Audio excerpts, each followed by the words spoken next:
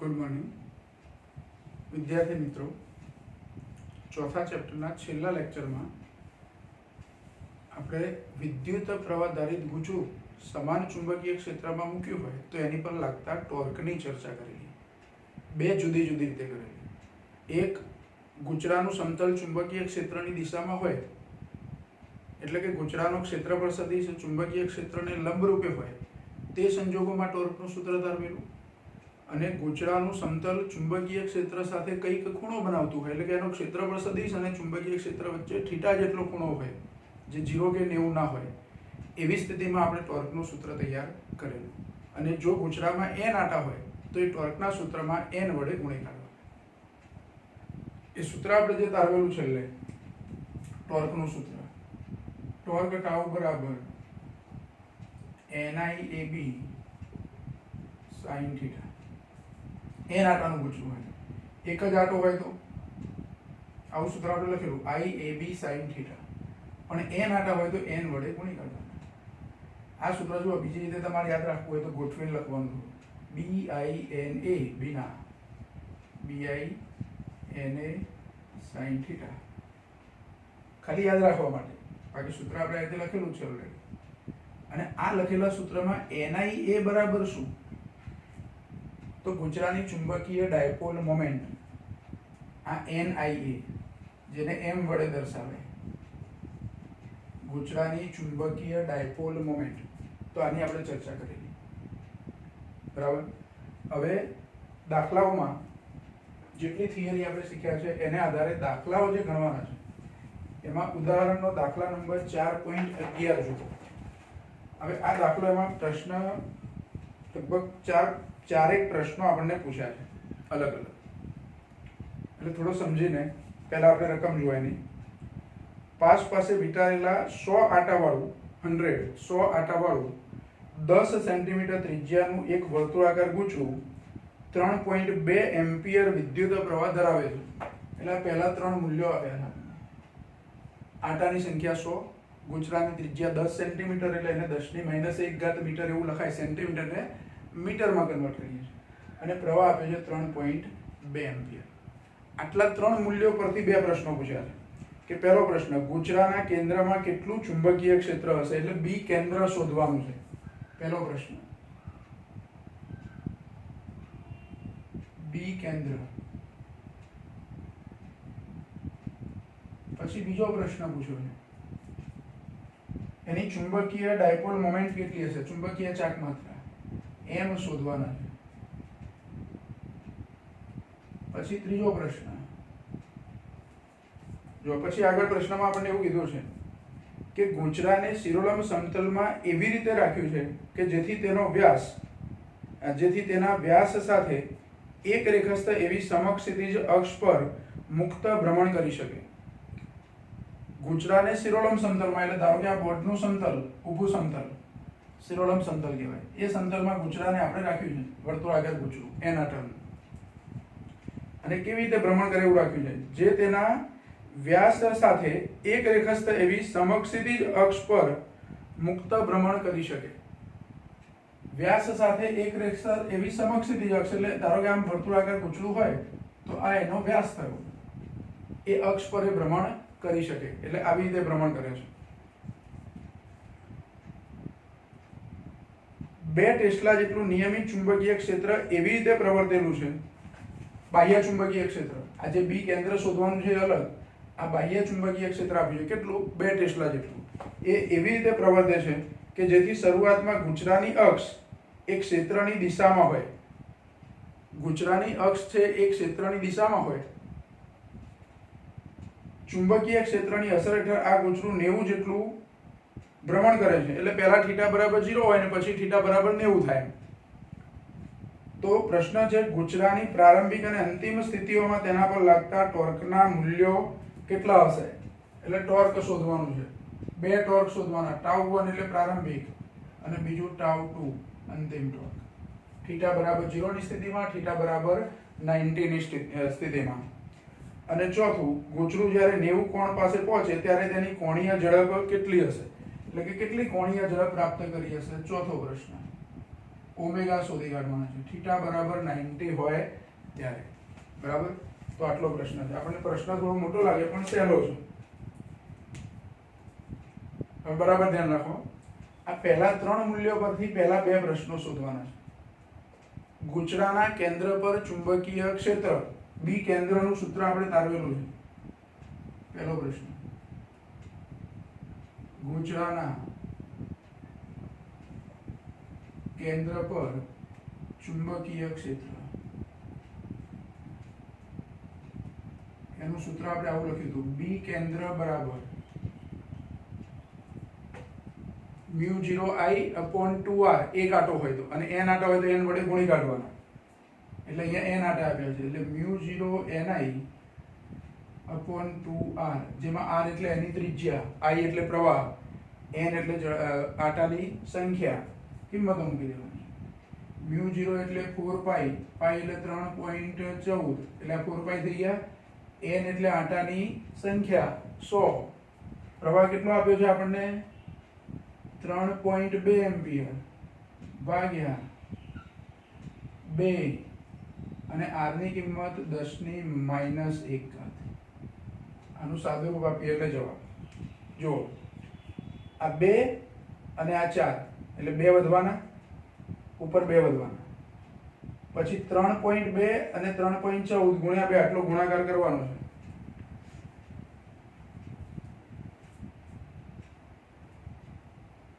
એટલે 3.14 ગુણ્યા 3.2 અને ગુણ્યા 2, એટલે 20.096 મળે છે. બીજું, એક મિનિટ, આપણે કિંમત જે મૂકીને એમાં μ0 એની કિંમત 4π × 10⁻⁻7, એટલે અહીંયા -7 લખવાનો બાકી. μ0 ની કિંમત કેટલી? 4π, અને પછી 10 ની ઘાત તો ખરી 10⁻⁻7. હવે જુઓ, આ 100 બાકી રાખ્યા હતા આપણે ગુણવાના, તો 100 છે એટલે અહીંયા 2 ઘાત ઓછી થઈ જાય, એટલે -5 આવે. આ 1 ઘાત ઉપર આવે એટલે પ્લસ થાય, એટલે -4 થઈ જાય.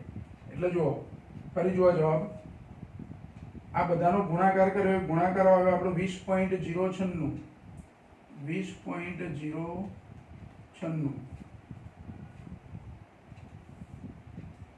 એ ગુણાકાર થયો. ઘાતમાં આ -7 ઘાત છે, -5 રહેશે, 1 ઘાત ઉપર આવે, 1 ઘાત ઉપર આવે એટલે પ્લસ થાય, એટલે 10⁻⁻4.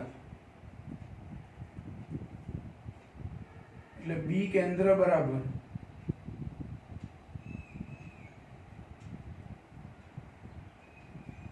આશરે 20 કહી શકવાને, 20.096 છે, એટલે 20 કહી શકું, ગુણ્યા 10⁻⁻4, ઘાતમાં ઘાત બરાબર જોવી પડશે, 3.2, 100 આટા μ0NI, 4π 10⁻⁻7, n 100, 3.2, 2 વધ્યા, 6.28 ગુણ્યા 3.2,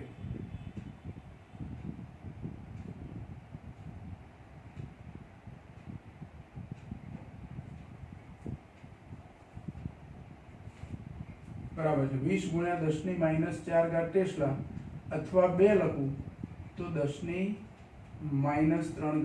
ટેસ્લા. બરાબર, આટલો જવાબ આવશે. આ પહેલા પ્રશ્નનો જવાબ મળ્યો આપણને. જો પછી બીજો પ્રશ્ન,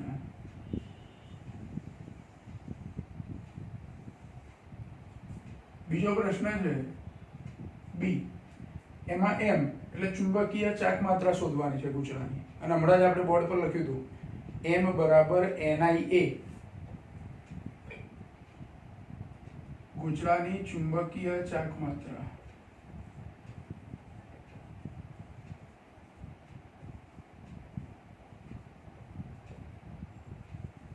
m બરાબર NIA, n એટલે આટાની સંખ્યા 100 આપી છે, પછી પ્રવાહ કેટલો આપ્યો છે? 3.2, અને a એટલે એનું ક્ષેત્રફળ πr², a બરાબર πr², એટલે પાઈ ની કિંમત 3.14 અને r² 10 ની માઈનસ 1 ઘાત એનો વર્ગ કરું તો શું થાય? 10 ની માઈનસ 2 ઘાત. બરાબર. એટલે આનું સાદુરૂપ જો આ 100 અને 10 ની માઈનસ 2 ઘાત ઉડી જશે એટલે સીધો ગુણાકાર કોનો? 3.2 અને 3.14 નો ગુણાકાર. તો અહીંયા જે ગુણાકાર હતો એના કરતા અડધો થશે કારણ કે અહીંયા 3.14 3.2 નો ગુણાકારમાં 2 હતા. ટૂંકમાં તમે એનો ગુણાકાર કરશો કેલ્ક્યુલેટરથી એટલે જવાબ આવો મળશે 10.048 એટલે આશરે 10 કહેવાય અને એનો એકમ આવશે એમ્પિયર મીટર સ્ક્વેર. એમ બરાબર આ ગુજરાની ચુંબકીય ચાકમાત્રા અથવા એની ડાયપોલ મોમેન્ટ. એટલે જો બીજા પ્રશ્નનો જવાબ મળી ગયો. પહેલા બે પ્રશ્નોની ગણતરીમાં આ પહેલા ત્રણ મૂલ્યોનો જ ઉપયોગ થયો. હવે ત્રીજો પ્રશ્ન એમાં પછીના મૂલ્યોનો ઉપયોગ થશે. અને બીજી એક વસ્તુ અહીંયા જુઓ, અહીંયા I એટલે વિદ્યુત પ્રવાહ 3.2 એમ્પિયર. અહીંયા જડત્વની ચાક માત્રા જ ચા લખ્યું છે આપણે એટલે જડત્વની ચાક માત્રા એના માટે I સંજ્ઞા છે. 11મા ધોરણમાં આપણે શીખેલા છે જડત્વની ચાક માત્રા કેપિટલ I સંકેત વાપરતા પણ અહીંયા આપણે I ડેશ લખ્યું કારણ કે આ બે I ભેગા ના થઈ જાય. I એટલે વિદ્યુત પ્રવાહ અને અહીંયા I ડેશ એટલે આપણે શું સમજવાનું? જડત્વની ચાક માત્રા. તો એ ગુજરાની જડત્વની ચાક માત્રા 0.1 kg મીટર સ્ક્વેર આપી છે આપણને. જો હવે ત્રીજો પ્રશ્ન ગણતરીમાં કે થીટા બરાબર એટલે કે θ1 બરાબર 0 ડિગ્રી હોય ત્યારે ટોર્ક. તો એ ટોર્ક τ1 કહી દઈએ. હમણાં આપણે સૂત્ર લખ્યું હતું બીના sin થીટા. એ સૂત્ર વાપરવાનું NIAB sin થીટા. થીટામાં શું લેવાનું? θ1 અને θ1 બરાબર 0 થાય તો sin 0 0 થાય એટલે જવાબ આખો 0 થઈ જાય. θ1 બરાબર 0 હોવાથી θ1 બરાબર 0 ડિગ્રી હોવાથી sin 0 બરાબર 0 માટે ટોર્ક τ1 બરાબર શું થઈ જાય? 0 ન્યૂટન મીટર. પહેલી સ્થિતિમાં ટોર્ક શું થયું? 0 થયું. પહેલી સ્થિતિ એટલે ગૂંચળું એવી રીતે સમતલમાં આપણે મૂકેલું છે કે ગૂંચળાનું ક્ષેત્રફળ સદિશ અને ચુંબકીય ક્ષેત્ર એક જ દિશામાં છે. અહીં θ એટલે કોની વચ્ચેનો ખૂણો? તો આ સૂત્રમાં A અને B વચ્ચેનો ખૂણો છે. તો એ ખૂણો 0 હોય. ખૂણો 0 હોય એટલે sin 0 0 થાય, ટોર્ક 0 થઈ જાય. એમાં જ બીજી સ્થિતિ છે θ બરાબર એટલે કે θ2 બરાબર 90 ડિગ્રી હોય ત્યારે ટોર્ક. તો આ સૂત્રમાં NIAB એ તો બધું આપ્યું છે. θ બરાબર 90 લખી દેવાના અને sin 90 1 થઈ જાય એટલે ટોર્ક τ2 બરાબર NIAB sin θ2. પણ θ2 90 મૂકીશું એટલે sin 90 એક થઈ જશે એટલે એની કિંમત મૂકવાની રહેતી નથી. બાકીની બધી કિંમતો મૂકીને સાધવું. n બરાબર 100. અહીંયા I એટલે વિદ્યુત પ્રવાહ છે, ધ્યાન રાખો. આમાં જડત્વની ચાક માત્રા નથી આ એટલે વિદ્યુત પ્રવાહ 3.2. A એટલે પાઈ r સ્ક્વેર. પાઈ એટલે 3.14. r સ્ક્વેર એટલે 10 ની માઈનસ 1 ઘાત નો વર્ગ એટલે 10 ની માઈનસ 2 ઘાત અને b આપ્યા છે 2 ટેસ્લા. બાહ્ય ચુંબકીય ક્ષેત્ર આ b શોધ્યા તે નહીં. આ 2 ગુણ્યા 10 ની માઈનસ 3 ઘાત ટેસ્લા જે ચુંબકીય ક્ષેત્ર મળ્યું એ તો ગૂંચળું જે હતું એમાં પ્રવાહ વહેલો છે. એ પ્રવાહને કારણે ગૂંચળાની અક્ષ પર ચુંબકીય ક્ષેત્ર છે એટલે એના કેન્દ્ર પર. અક્ષ પર એ કેન્દ્ર પર પાછું. પણ આ જે ચુંબકીય ક્ષેત્ર છે એ બહારનું ચુંબકીય ક્ષેત્ર આપણે લાગુ પાડ્યું છે તે છે. એટલે આનું સાદુરૂપ. હવે જો અહીંયા 100 છે એના 10 ની માઈનસ 2 ઘાત છે એટલે 10 ની પ્લસ 2 ઘાત 10 ની માઈનસ 2 ઘાત જતા રહેશે. 3.2 ગુણ્યા 3.14 ગુણ્યા 2 તો એ ગુણાકાર અહીંયા થયેલો છે 20.096 એટલે આશરે 20.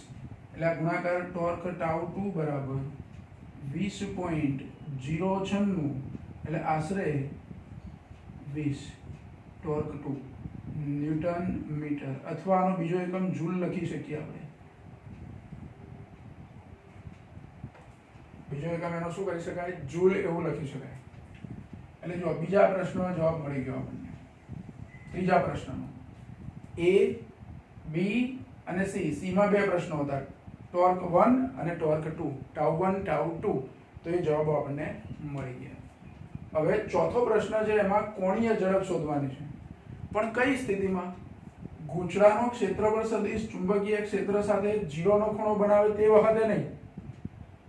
ગૂંચળાનું આમ ભ્રમણ ધારો કે થશે તો એનો ક્ષેત્રફળ સદિશ આ બાજુ જાય અને ચુંબકીય ક્ષેત્ર આ બાજુ, તો એ બંને વચ્ચેનો ખૂણો કેટલો 90 હોય તે વખતે આપણે ગૂંચળાની કોણીય ઝડપ કેટલી હશે તે શોધવાનું.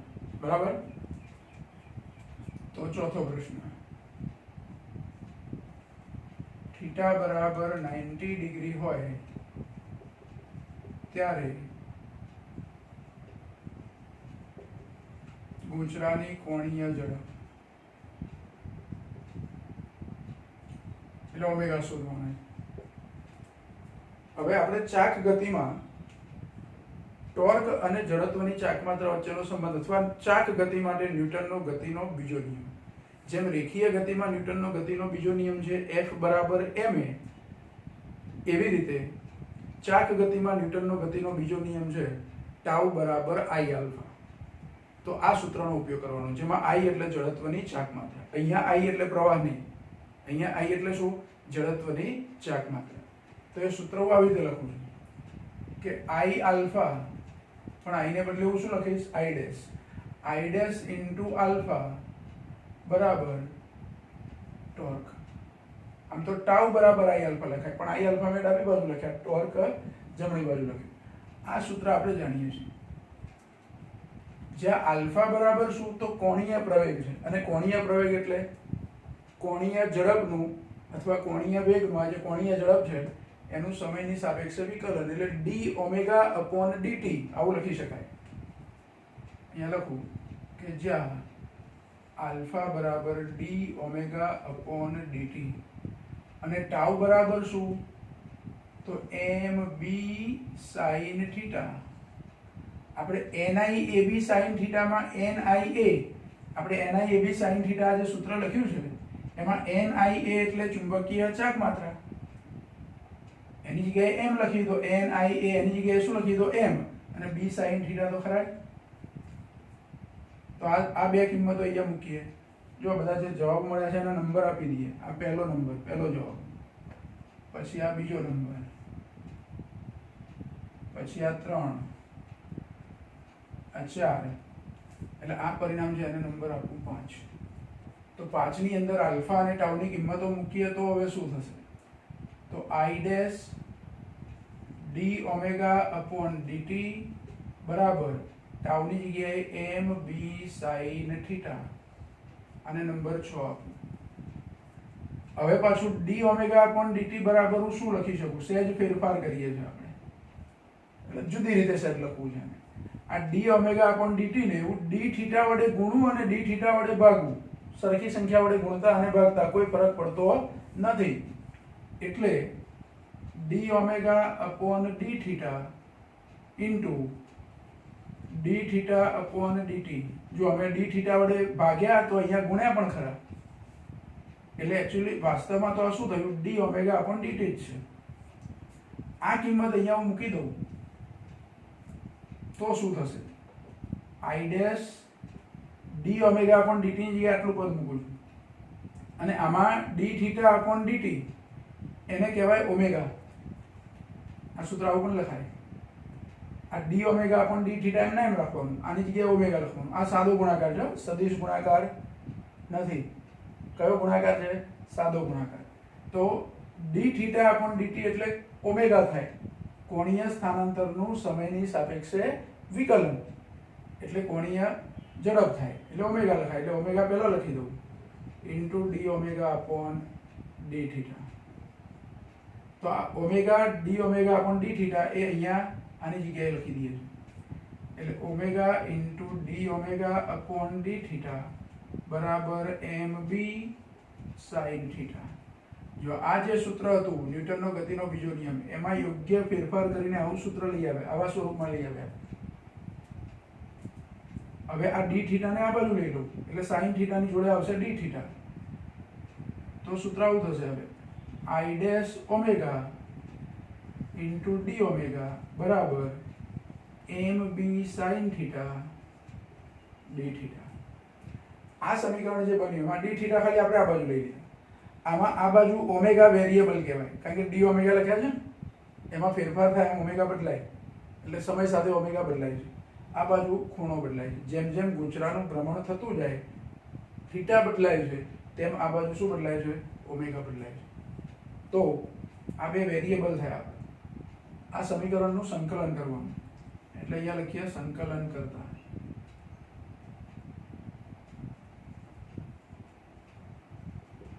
સંકલન કરીએ એમાં જુઓ i ડેશ અચળ છે એટલે એને સંકલનની બહાર લખી દઉં છું. સંકલન ઓમેગા ડી ઓમેગા, લિમિટ શું? 0 થી ઓમેગા લેવાની.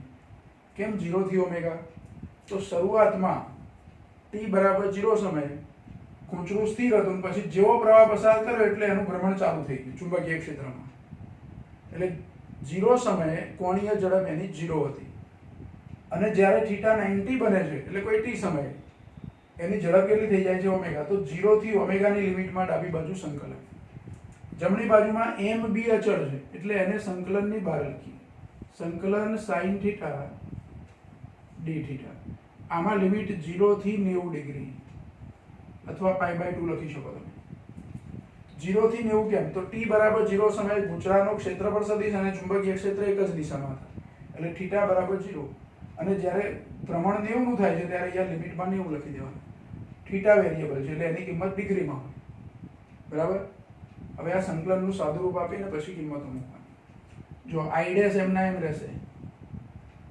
ઓમેગાનું સંકલન થાય ઓમેગા સ્ક્વેર બાય 2, એમાં લિમિટ 0 થી ઓમેગા બરાબર m b તો અચળ, sin નું સંકલન થાય માઇનસ cos થીટા, લિમિટ 0 થી 90. sin નું સંકલન શું થાય? Minus cos theta. હવે અહીંયા એક વખત ઓમેગા મૂકવાના, એક વખત 0 અને વચ્ચે નિશાની માઇનસ. ઓમેગાની જગ્યાએ જ ઓમેગા મૂકવાના છે એટલે જવાબ આવે ઓમેગા સ્ક્વેર બાય 2 માઇનસ ઓમેગાની જગ્યાએ 0 મૂકવું એટલે આખું આ પદ 0 થઈ જાય. તો ફાઇનલ જવાબ શું થયો? ઓમેગા સ્ક્વેર બાય 2 માઇનસ 0 એટલે કે ઓમેગા સ્ક્વેર બાય 2. આનો જવાબ એટલો થાય. અને ગુણાકારમાં i ડેશ તો ખરા જ, એટલે જવાબ આવો થશે i dash into omega square by 2. લિમિટનો ઉપયોગ થઈ ગયો બરાબર m b તો ખરા જ. હવે અહીં નિશાની માઇનસ છે, પહેલા કિંમત 90 મૂકવાની છે થીટાની જગ્યાએ, તો માઇનસ cos 90 આવું આવશે. માઇનસ cos 90, માઇનસ માઇનસ અહીંયા પ્લસ થઈ જાય વચ્ચે કૌંસમાં, અહીંયા આગળ માઇનસ છે એટલે, અને લિમિટમાં 0 ઉપયોગ કરવાનો એટલે cos 0. cos 0 બંધ થાય અને આ તો 0 થઈ જાય. cos 90 શું થઈ જાય? 0 થઈ જાય. એટલે માઇનસ 0 લખો કે પ્લસ 0, એ 0 લખવાના જ નથી, એટલે આપણી જોડે કૌંસનો જવાબ થયો 1. cos 0 એટલે 1. તો હવે આ ઓમેગા સ્ક્વેરની કિંમત શોધવાની છે, એટલે 2 છે ગુણાકારમાં જાય, i ડેશ છેદમાં જાય, એટલે ઓમેગા સ્ક્વેરનું સૂત્ર શું બને? તો 2mb અપોન i ડેશ. અને આ કૌંસનો જવાબ તો શું થયો? 1 થયો, એટલે ગુણાકારમાં આપણે 1 લખતા નથી. તો હવે ઓમેગા સ્ક્વેરની કિંમત શોધવાની. જો 2 m નું મૂલ્ય આપણે શોધી કાઢેલું છે 10. m નું મૂલ્ય કેટલું શોધ્યું છે? 10. આ ચુંબકીય ક્ષેત્ર કેટલું આપ્યું છે? બાહ્ય ચુંબકીય ક્ષેત્ર 2 ટેસ્લા. i ડેશ છે 0.1. 0.1 છે એટલે એના 10 ઉપર જાય એટલે આ 10 ગુણ્યા 10 એટલે 100 થાય, અને આ 4 એટલે 400. ઓમેગા સ્ક્વેર બરાબર 400 થાય. તો ઓમેગા એનું વર્ગમૂળ લઈએ તો કેટલું થાય? 400 નું વર્ગમૂળ 20, અને એનો એકમ આવે રેડિયન પર સેકન્ડ. આ મળી ગયા આપણને ઓમેગા. એટલે ચોથા પ્રશ્નનો જવાબ મળી ગયો. ત્રીજામાં 2 પ્રશ્નો છે, એટલે કુલ 4 પ્રશ્નો આપણને જે પૂછ્યા હતા. બી કેન્દ્ર, તો બી કેન્દ્ર મળી ગયું. બી કેન્દ્રનું સૂત્ર વાપરીને આપેલી કિંમતો મૂકવાની. પછી ચુંબકીય ચાકમાત્રા અથવા ચુંબકીય ડાયપોલ મોમેન્ટ m બરાબર NIA, કિંમતો મૂકી, m મળી ગયા. ટોર્ક શોધવાનું હતું, NIAB sin θ1 અને NIAB sin θ2.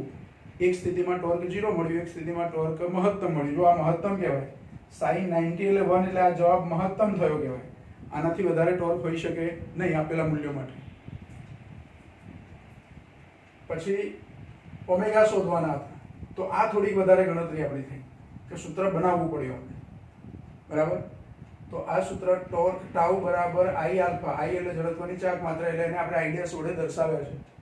તમે અહીંયા પ્રવાહ માટે સ્મોલ આઈ ને જડત્વની ચાક માત્રા માટે કેપિટલ આઈ એવા સંકેત પણ વાપરી શકો, બરાબર. તો એનું સૂત્ર થોડુંક બનાવવું પડ્યું સંકલન કરીને. ઓમેગા સ્ક્વેરનું આવું સૂત્ર આપણને મળ્યું, એમાં કિંમતો મૂકી દીધી એટલે ઓમેગા આપણને મળ્યા 20. બહુ જ અગત્યનો દાખલો, 4 માર્કમાં પૂછી શકાય એવો અગત્યનો પ્રશ્ન. કેટલા માર્કમાં પૂછી શકાય? 4 માર્કમાં. તો આ લખી લેશો તમે.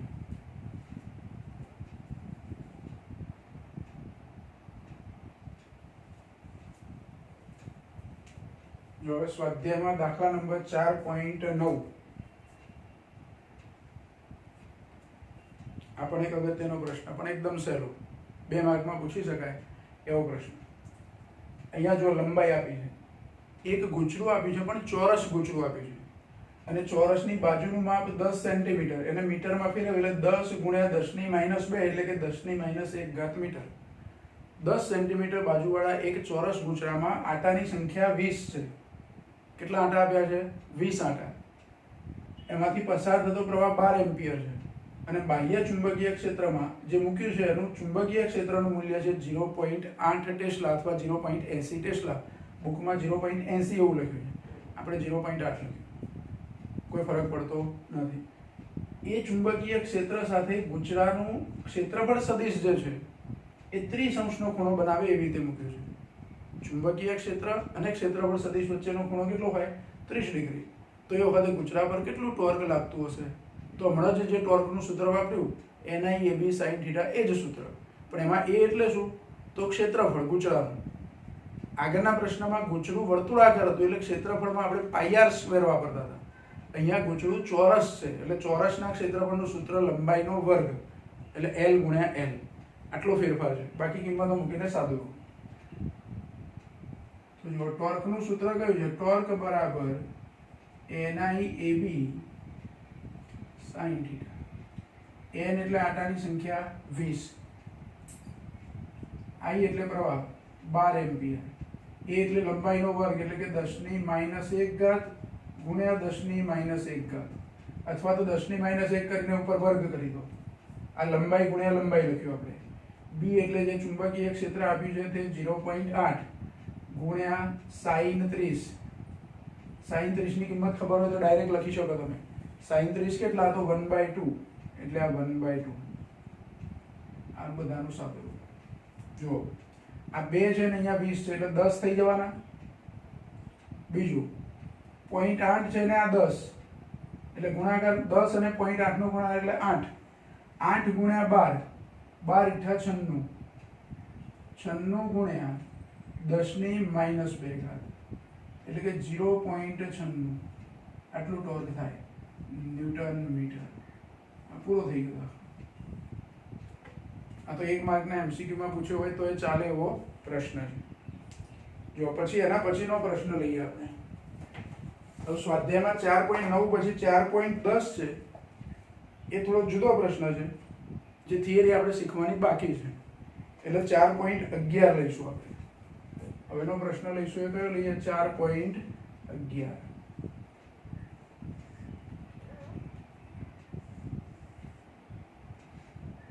સ્વાધ્યાયમાં દાખલા નંબર 4.11. જો પ્રશ્ન શું આપ્યો છે, પહેલા પ્રશ્ન બરાબર સમજીએ કે એક ઓરડામાં 6.5 ગાઉસ, ગાઉસ એ ચુંબકીય ક્ષેત્રનો એકમ છે, જેટલું નિયમિત ચુંબકીય ક્ષેત્ર રાખેલું છે. એટલે પહેલા ચુંબકીય ક્ષેત્ર આપ્યું છે તે લખી લઈએ. ચુંબકીય ક્ષેત્ર B બરાબર 6.5 ગાઉસ, પણ આને ટેસ્લામાં ફેરવવું પડે. SI એકમમાં આપણે ગણતરી કરવી હોય, આ મીટર લેતા હોય, પ્રવાહ એમ્પિયરમાં લેતા હોય, ચુંબકીય ક્ષેત્ર ટેસ્લામાં લેવું પડે. એટલે ટેસ્લા એકમમાં ચુંબકીય ક્ષેત્ર લેવું હોય તો આનો સંબંધ આપ્યો છે આપણને. 6.5 ને હું 10⁻4 વડે ગુણું એટલે ટેસ્લા થઈ જાય. આવો સંબંધ છે. 1 ગાઉસ બરાબર 10⁻4 ટેસ્લા. યાદ ના હોય તો લખી રાખવાનું, આમ તો પ્રશ્નમાં આપ્યું છે, પણ પરીક્ષામાં કોઈ વખત ગાઉસમાં ચુંબકીય ક્ષેત્ર આપ્યું હોય ગાઉસ એકમમાં, ટેસ્લામાં ફેરવવું હોય તો 10⁻⁴ વડે ગુણવાનું, બરાબર. અને ટેસ્લામાં જ લેવાનું ગણતરીમાં. તો આટલું ચુંબકીય ક્ષેત્ર છે. આ ક્ષેત્રમાં લંબરૂપે એક ઇલેક્ટ્રોન 4.8 ગુણ્યા 10⁶ મીટર પર સેકન્ડની ઝડપે છોડવામાં આવે છે. એટલે ઇલેક્ટ્રોનની ઝડપ આપી દીધી છે v 4.8 ગુણ્યા 10⁶ મીટર પર સેકન્ડ. આટલી ઝડપે એક ઇલેક્ટ્રોનને લંબ રૂપે છોડવામાં આવે છે. લંબ રૂપે એટલે v અને b વચ્ચેનો ખૂણો θ બરાબર 90 છે. લંબ રૂપે છોડવાનો એનો મતલબ. ઇલેક્ટ્રોનનો માર્ગ વર્તુળાકાર કેમ હશે તે સમજાવો અને વર્તુળાકાર કક્ષાની ત્રિજ્યા શોધો. એટલે કક્ષાની ત્રિજ્યા આપણે શોધવાની છે r. બીજું, ઇલેક્ટ્રોનનો વીજભાર આપ્યો છે E અથવા તો Q. આપણે સૂત્રમાં Q વાપરીએ એટલે Q લઈ શકો અથવા તો E લઈ શકો. Q બરાબર NE. આવું સૂત્ર છે, જેમાં n બરાબર 1 એટલે Q બરાબર E થઈ ગયા. તો એ 1.6 ગુણ્યા 10⁻⁻19 કુલમ અને માસ ઓફ ઇલેક્ટ્રોન m કહીએ તો m બરાબર 9.1 ગુણ્યા 10⁻31 કિલોગ્રામ. r શોધવાના છે. હવે જો પ્રશ્નમાં એવું પણ પૂછ્યું છે કે આ ઇલેક્ટ્રોનને ચુંબકીય ક્ષેત્રને લંબરૂપે દાખલ કરીએ છીએ v વેગથી, તો એનો ગતિમાર્ગ વર્તુળાકાર કેમ હશે? તો થિયરીમાં આપણે આવું શીખેલા છે કે કોઈ વિદ્યુત ભારિત કણને ચુંબકીય ક્ષેત્રમાં લંબરૂપે દાખલ કરવામાં આવે તો એનો ગતિમાર્ગ વર્તુળાકાર થાય, કારણ કે એની પર લાગતું બળ એ કેન્દ્રગામી બળ લાગે. એટલે ચુંબકીય ક્ષેત્રને કારણે વીજભાર પર જે બળ લાગે છે એ એને કેન્દ્રગામી બળ પૂરું પાડે છે. કયું બળ પૂરું પાડે છે? કેન્દ્રગામી બળ. અને કેન્દ્રગામી બળ લાગે એટલે કણનો ગતિમાર્ગ કેવો થાય? વર્તુળાકાર. એવું આપણે સાયક્લોટ્રોનનો સિદ્ધાંત સમજતી વખતે જે થિયરી શીખ્યા હતા એમાં હતું. અને બીજું, θ બરાબર 90 ના હોય તો એનો ગતિમાર્ગ હેલિકલ થાય. હેલિક્સની પીચ એવું આપણે શીખેલા. એ θ 90 ના હોય તો એવો ગતિમાર્ગ થાય, પણ θ 90 હોય તો એકના એક માર્ગ ઉપર વર્તુળાકાર માર્ગે એની ગતિ ચાલુ છે. તો અહીંયા પ્રશ્ન એવો છે કે θ 90 છે એટલે વર્તુળાકાર માર્ગ જ થાય. એટલે અહીંયા આપણે લખીએ કે ચુંબકીય ક્ષેત્રમાં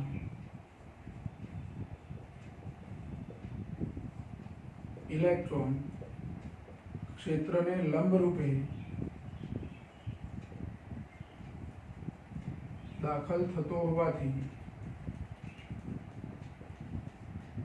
તેની પર કેન્દ્રગામી બળ લાગે છે. તેથી તેનો ગતિમાર્ગ વર્તુળાકાર બને છે. આટલું લખી દેવાનું. હવે ગણતરી કરવી છે ત્રિજ્યાની આપણે. તો એમાં કેન્દ્રગામી બળ જે લાગે છે, કેન્દ્રગામી બળ બરાબર કયું બળ? વિદ્યુત ભાર પર લાગતું ચુંબકીય બળ. કેન્દ્રગામી બળ બરાબર કયું બળ? ચુંબકીય બળ. જો આવું કેન્દ્રગામી બળ બરાબર ગુરુત્વાકર્ષણ બળ એવું પણ આપણે શીખેલા છે. કોઈ ગ્રહ કે તારાની આસપાસ ભ્રમણ કરતા ગ્રહ કે ઉપગ્રહ માટે, પૃથ્વીની આસપાસ ધારો કે ચંદ્ર ઉપગ્રહ એનું ફરે છે, તો ચંદ્ર પર પૃથ્વીનું કેન્દ્રગામી બળ લાગે છે અને એ કેન્દ્રગામી બળ બરાબર ગુરુત્વાકર્ષણ બળ. એવું આપણે લેતા હતા. એટલે અહીંયા કેન્દ્રગામી બળ બરાબર ચુંબકીય બળ. આવું જ કેન્દ્રગામી બળ બરાબર વિદ્યુત બળ પણ લઈ શકાય. તો અહીંયા આપણે કેન્દ્રગામી બળ બરાબર કયું બળ લીધું? ચુંબકીય બળ. હવે કેન્દ્રગામી બળ એટલે mv²/r બરાબર ચુંબકીય બળ qvb sin 90, અને sin 91 થાય કારણ કે θ બરાબર 90. θ 90 એટલે sin 91 થઈ જાય. એટલે mv²/r બરાબર qvb થયું.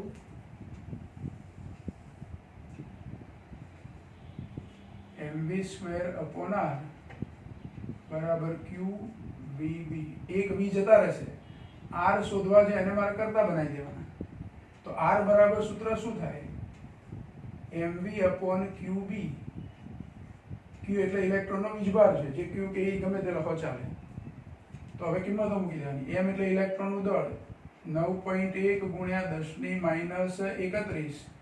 v એટલે એની ઝડપ આપી છે 4.8 ગુણ્યા 10⁶ ભાગ્યા q એટલે ઇલેક્ટ્રોનનો વીજભાર 1.6 10⁻⁻19 19 ઘાત અને બી ચુંબકીય ક્ષેત્ર 6.5 ગુણ્યા 10 ની -4 ઘાત.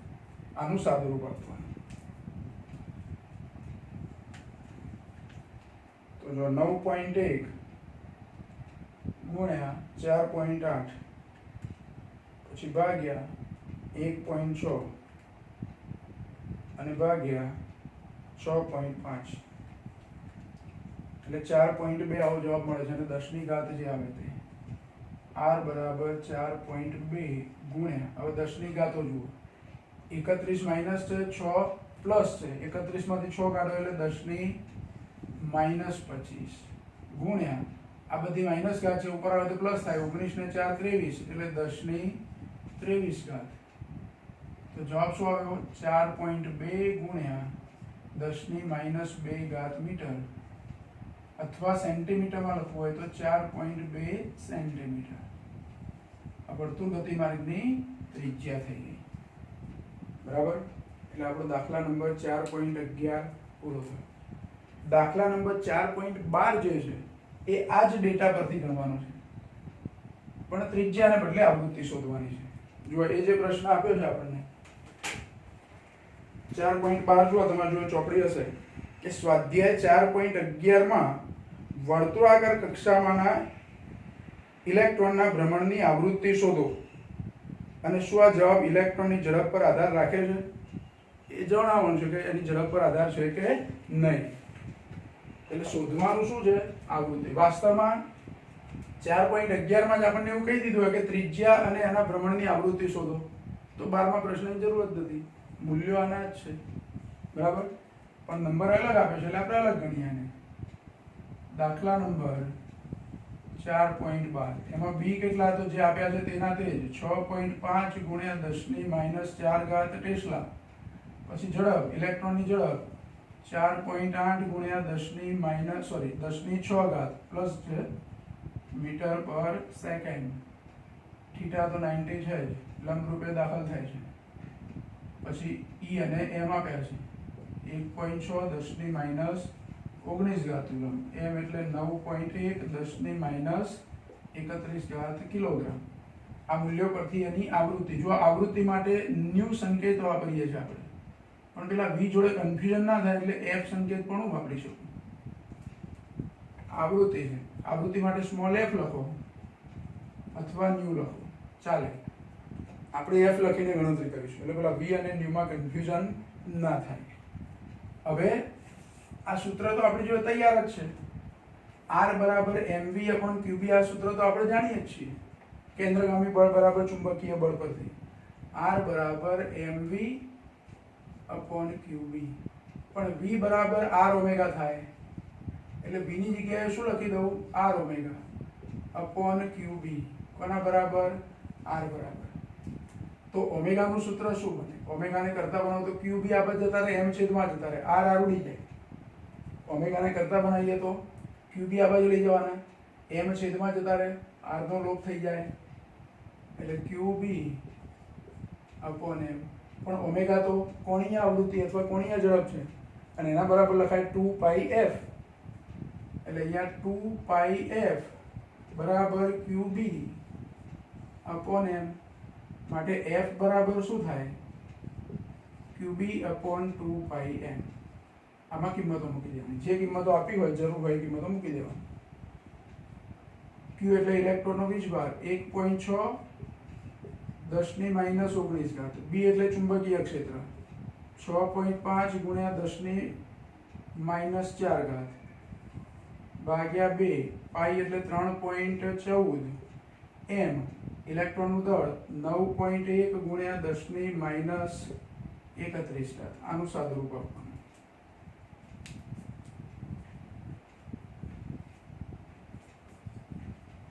1.6 ગુણ્યા 6.5 પછી ભાગ્યા 2 ભાગ્યા 3.14 અને ભાગ્યા 9.1 એટલે 0.18 એવું મળે છે આપણને. 18 પછી 1 છે એટલે 0.18 લખીએ આપણે. 0.18 એ પાછળ 1 આવે છે એટલે પછીની કિંમતો લખવાનો કોઈ મતલબ નથી. પછી 10 ની ઘાત લેવાની, તો 10 ની ઘાતમાં 19 ને 4 23 એટલે ગુણ્યા 10 ની -23 અને પેલી 31 ઘાત છે ઉપર આવે એટલે +31 થઈ જાય. તો 31 માંથી 23 બાદ કરી દેવાના એટલે 0.18 ગુણ્યા 10 ની 8 ઘાત રહેશે એટલે 1.8 લખવું તો 10 ની 7 ઘાત આટલા હર્ટ્ઝ આવૃત્તિ થઈ. હર્ટ્ઝ અથવા સેકન્ડ ઇન્વર્સ એવો એકમ લખી શકો. હવે આવૃત્તિનું સૂત્ર આપણે જે બનાવ્યું એમાં કોઈ જગ્યાએ ઝડપ આવતી નથી, v આવતા નથી ઝડપના, મતલબ કે આવૃત્તિ એ ઝડપ પર આધારિત નથી. એટલે અહીંયા નીચે લખી શકીએ આપણે કે આવૃત્તિના સૂત્રમાં